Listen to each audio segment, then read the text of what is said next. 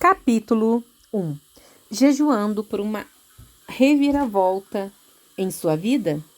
Como suspira a corça pela corrente das águas, assim por ti, ó Deus, suspira minha alma. A minha alma tem sede de Deus, o Deus vivo. Quando irei e me verei perante a face de Deus? As minhas lágrimas têm sido meu alimento dia e noite, enquanto me dizem continuamente: o teu Deus, aonde estás? Salmo 42, do 1 ao 3.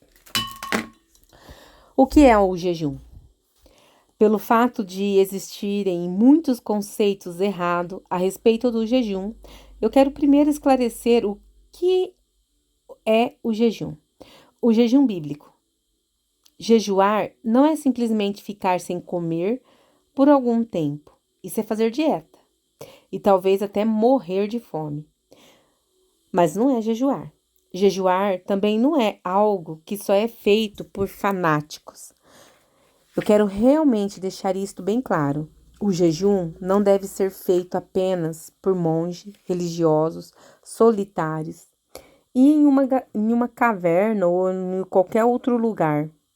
A prática do jejum não se limita a ministro do evangelho ou a ocasiões especiais. Simplificando, o jejum bíblico é abster-se de alimentação com um propósito espiritual. O jejum sempre foi uma parte natural do relacionamento com Deus, conforme Davi expressou em sua súplica apaixonada no Salmo 42. O jejum leva uma pessoa a um relacionamento mais profundo, mais íntimo e mais poderoso com o Senhor. Quando você elimina a alimentação de sua dieta por alguns dias, seu espírito fica desobstruído das coisas deste mundo e passa a estar extremamente sensível às coisas de Deus, como Davi declarou. Um abismo chama outro abismo, Salmo 42, 7. Davi estava jejuando. A fome e a sede dele por Deus eram maiores do que o seu desejo natural por comida. O resultado foi que ele atingiu um lugar onde podia clamar das profundezas do seu espírito, as profundezas de Deus, e até mesmo em meio à sua provação. Uma vez tendo experimentado ainda que apenas um vislumbre desse tipo de intimidade com o nosso Deus, o nosso Pai, o Santo Criador do Universo, e das inconstáveis recompensas e bênção que a seguem, toda a sua perspectiva mudará.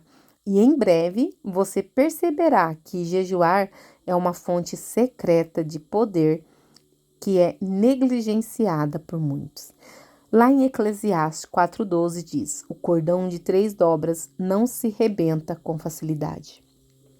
Durante os anos em que Jesus andou na terra, ele dedicou-se ao um jejum simples e forte.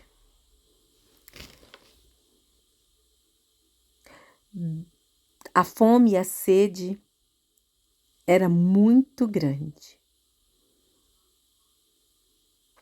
Uma vez tendo experimentado ainda que apenas um vislumbre desse tipo de intimidade com nosso Deus, o nosso Pai, o Santo Criador do Universo e das inconstáveis recompensas e bênção que a seguem, toda a sua perspectiva mudará. E em breve você receberá e perceberá que jejuar é uma fonte secreta de poder. Durante o tempo que Jesus andou na terra, ele dedicou o tempo a ensinar aos seus discípulos os princípios do reino de Deus, princípios que entram em conflito com os princípios deste mundo. Nas bem-aventuranças, especificamente em Mateus 6, Jesus apresentou o padrão pelo qual cada um de nós devemos viver como filhos de Deus. Esse padrão tratava de 3 deveres específicos de um cristão: ofertar, orar e jejuar. Jesus disse: quando deres esmola, quando oraste e quando jejuarte.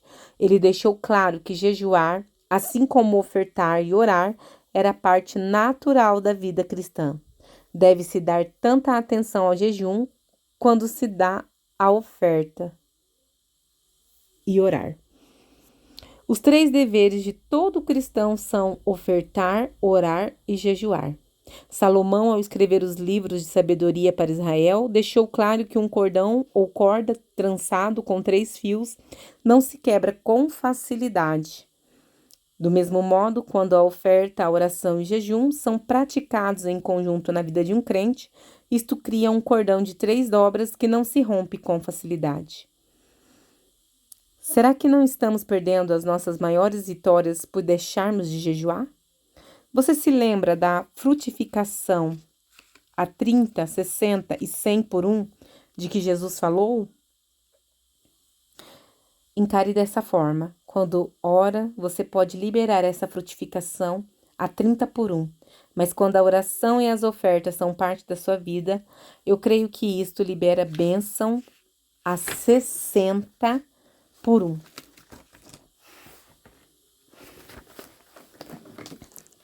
Ora, já ali está a passagem muitas vezes e até fui ensinado a respeito dela algumas vezes.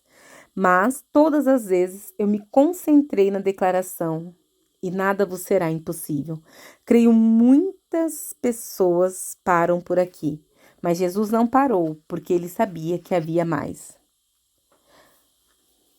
Nada vos será impossível. Jesus disse aos discípulos que eles precisavam de fé, e ainda que essa fé fosse tão pequena quanto uma pequenina semente, mas isso não era tudo. O Espírito Santo havia levado Jesus para o deserto, aonde ele passou 40 dias e 40 noites, sem qualquer alimento. Contudo, essa espécie só se expele por meio de oração e jejum. Se Jesus pudesse ter realizado tudo o que veio fazer sem jejuar, por que ele jejuaria?